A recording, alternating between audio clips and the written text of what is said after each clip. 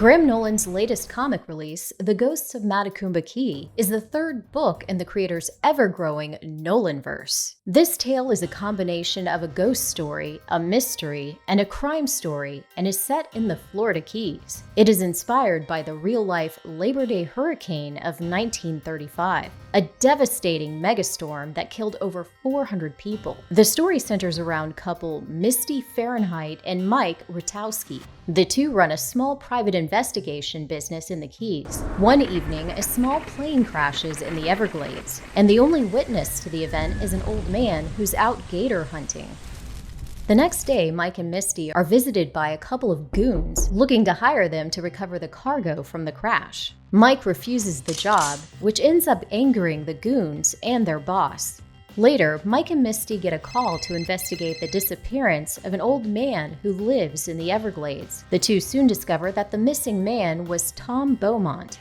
Unfortunately, he was a victim of some tainted cocaine, the cargo that was aboard the plane that crashed. Readers soon discover that Misty is a woman of many talents. Not only is she beautiful and resourceful, but she also happens to be a clairvoyant. She is able to communicate with the ghost of the recently deceased old man. The plot thickens when more ghosts begin to appear, and Misty feels compelled to help the souls find peace.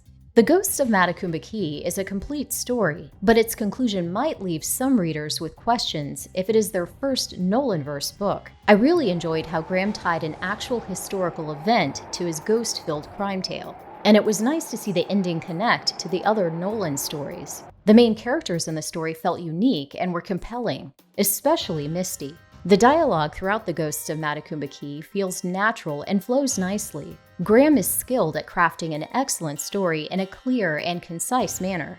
The tale had a very cinematic feel to it, especially with the opening scenes. And something that is always a guarantee with Graham Nolan's books is exceptional art.